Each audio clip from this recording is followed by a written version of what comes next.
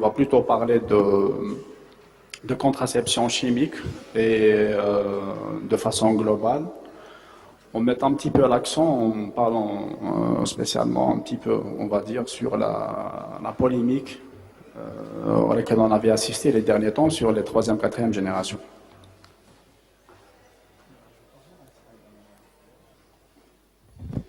Donc la contraception en général se définit par tout processus qui va suspendre la fertilité. Elle va reposer sur 4 paramètres très importants qui la définissent. C'est l'efficacité, la tolérance, l'acceptabilité et la réversibilité. Donc l'efficacité va se décliner, donc elle va s'exprimer avec un indice de Peirce qui va évaluer plutôt le taux d'échec de contraception. Ça sera le nombre de grossesses sur le nombre de mois multiplié par 12, donc par 100 femmes. Donc cet indice, il va refléter un petit peu l'efficacité d'une méthode contraceptive et il va dépendre de la fécondité de la patiente, notamment l'âge de la patiente. Vous savez qu'il y a un déclin de la fertilité avec le temps. Donc l'innocuité va s'intéresser aux effets secondaires et à la tolérance et aux accidents qui constituent les effets secondaires les plus spectaculaires et les plus graves. L'acceptabilité, c'est la capacité des patientes à observer une méthode contraceptive et de cette observance va découler l'efficacité. Bien sûr, quand il y a un manque d'observance, un manque d'efficacité, on peut assister donc à l'augmentation de l'incidence des interruptions volontaires de grossesse. Et puis, la réversibilité, qui est un paramètre déterminant pour la contraception, puisqu'on indique par définition que la contraception est une suspension de la contraception. Donc, de la contraception, c'est un processus, c'est des techniques qui doivent être réversibles et la patiente doit absolument recouvrer sa fertilité et son potentiel de fécondité après l'arrêt de la méthode. Donc, ce qui distingue un petit peu la contraception de ce qu'on appelle la stérilisation, donc connue sous, par exemple, la ligature, résection des trompes, qui sont considérés comme étant des processus de stérilisation, donc définitifs. Alors, le mécanisme d'action, on va passer rapidement. Le mécanisme d'action, je vous rappelle, donc sur le graphique de gauche, vous avez un cycle menstruel normal.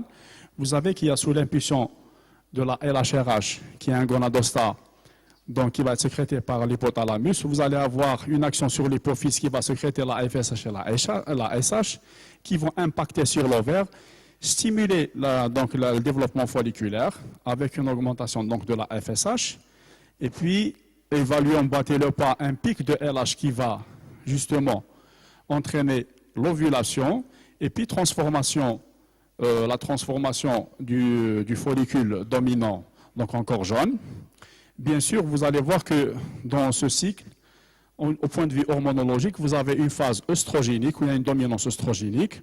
Ensuite, sous l'impulsion du corps jaune qui va sécréter de la progestérone, vous allez avoir une deuxième phase après dominance progestéronique. Le corps jaune, je vous rappelle, est une glande qui est éphémère, qui va mettre en place, donc qui va commencer à sécréter, à inonder l'organisme féminin en progestérone, de sorte de lui permettre l'anidation et le maintien de la grossesse jusqu'à ce que le placenta se mette en place et commence véritablement sa fonction donc, sécrétoire, ce qui se passe vers 12 à 14 semaines. Donc après 14 semaines, le corps jaune va devenir, un corps blanc va disparaître. Alors le mécanisme d'action donc de la contraception hormonale en général, donc pour les pilules œstroprogestatives par exemple, c'est un blocage de l'axe hypothalamo-hypophysaire par feedback négatif. Ça veut dire que vous avez donné une grande dose d'œstrogène et de progestérone qui vont par feedback négatif perturber la sécrétion pulsatile de la LHRH. Et donc il va y avoir donc, une inhibition totale de l'axe hypothalamo-hypophysaire avec son pendant, avec ce qui va en résulter, c'est-à-dire l'anovulation. Très bien. Maintenant, au niveau des organes cibles, alors vous avez sur ce schéma, alors là vous avez donc vous avez les sites d'action des hormones œstrogéniques et de la progestérone. Ils agissent au niveau de l'endomètre et principalement aussi au niveau de la glaire. Bien sûr, ils ont une action sur le sein, mais ça c'est un autre chapitre. Donc vous avez dans un cycle normal, sous l'impulsion des oestrogènes, vous avez une glaire qui devient fluide, abondante, et qui va permettre l'ascension des spermatozoïdes et par conséquent permettre le phénomène de fécondation.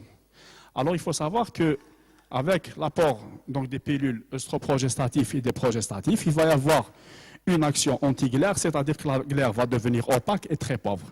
C'est un des mécanismes, c'est un des verrous qui va empêcher justement le mécanisme de fécondation.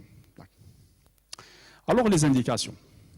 Donc il faut retenir que globalement, l'action de la pilule œstroprogestative ou de certains progestatifs, il y a des particularités pour certaines classes. C'est la création, si vous voulez, d'une sidération de l'axe hypothalamo-hypophysaire et d'une anovulation, c'est-à-dire absence d'ovulation. Alors pour les indications, en dehors du cadre de la contraception, la pilule a vu ses indications se multiplier et déborder du cadre de la contraception.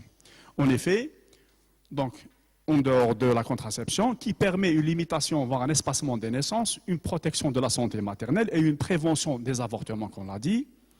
Donc vous avez des indications en titre thérapeutique. Alors, en pathologie fonctionnelle gynécologique, vous avez certaines pathologies fonctionnelles qui découlent de certaines perturbations du climat hormonal, qui vont être guéries et qui vont être traitées par justement cette pilule. Donc notamment vous avez les dysménorrhées, les mastodinies, le syndrome prémenstruel et la préménopause. En général, il s'agit d'états d'hyperœstrogénie relative. Et puis vous avez des pathologies plutôt organiques qui ont un substratum anatomique. Vous avez l'endométriose, la dystrophie ovarienne et certains états mastosiques qui nécessitent là aussi la prescription des pilules. En dermatologie, vous n'êtes pas sans savoir qu'il y a des problèmes dermatologiques qui découlent de perturbations hormonaux. Vous avez l'acné, la séborrhée et l'excès de pilosité qui trouvent en la pilule un remède indéniablement efficace. D'autres indications, vous avez à titre de sécurité avant une vaccination antirubéolique pour éviter les effets tératogènes du vaccin et au cours de la surveillance d'une mole idatiforme, c'est-à-dire qu'il faut éviter qu'il y ait une grossesse pour qu'il n'y ait pas d'interférence dans si vous voulez, dans l'interprétation de la courbe d'évolution des bêta-ACG entre une réascension, donc une évolution défavorable d'une mole, et plutôt une grossesse débutante. Donc pour ce faire, pour juste se contenter de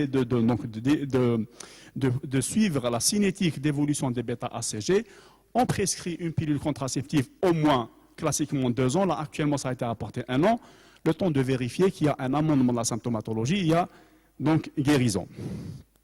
À titre exceptionnel, pas aussi exceptionnel que ça, c'est pour différer la date des règles. Vous n'êtes pas sans savoir qu'il y a des patientes qui veulent se rendre à la Mecque ou qui ont une compétition ou un examen.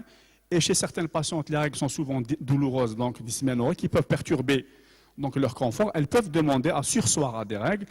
Donc là aussi, la contraception, donc la pilule peut trouver une très bonne indication. Vous avez là aussi les migraines, les dysménorrhées intenses et les ménorragies fonctionnelles qui peuvent perturber un projet professionnel ou de vie confessionnelle, on va dire. Très bien. Alors la contraception œstroprogestative, ça c'est le gros de la contraception. Donc on va commencer par aborder la pilule œstroprogestative. Alors vous avez, comme je l'ai dit, donc l'action, donc le mode d'action de la contraception œstroprogestative. La pilule œstroprogestative, on va le voir très rapidement. Vous avez un composant qui est quasi constant, c'est le thénylœstradiol. Le thénylœstradiol, c'est un œstrogène de synthèse. L'œstrogène naturel, c'est la bêta-œstradiol. Ce n'est pas ce qui figure sur donc la composition des pilules. Et puis, vous avez un progestatif. Donc, l'action qui est synergique pour ces deux, vous avez l'inhibition de l'ovulation, avec une action antigonadotrope, c'est-à-dire blocage de la sécrétion pulsatile de GnRH, et ce qui va en découler, la sidération de l'axe hypothalamo-hypophysaire, donc en ovulation. Vous avez un effet antiglaire qui est le pendant de l'éprogestatif, et un effet sur l'endomètre. Alors vous savez que les œstrogènes stimulent la prolifération de l'endomètre et les progestatifs ont une action anti-œstrogène sur l'endomètre. Ça veut dire qu'ils ont tendance à atrophier l'endomètre. Et du fait de cette atrophie de l'endomètre, vous avez un endomètre qui ne va pas se transformer comme il se doit en caduc, c'est-à-dire en endomètre qui va être riche en glycogène, qui va proliférer, qui va avoir en son sein, au chorion, un foisonnement vasculaire qui va permettre et faciliter les phénomènes de nidation. Donc, avec l'action des progestatifs sur l'endomètre, il devient atrophié, donc ça devient un endomètre impropre à la fécondation. Donc, vous avez déjà plusieurs si vous voulez, plusieurs verrous de sécurité. Vous avez principalement l'action antigonadotrope, qui est la conjugaison, l'action conjuguée de l'euthényl-estradiol et des progestatifs.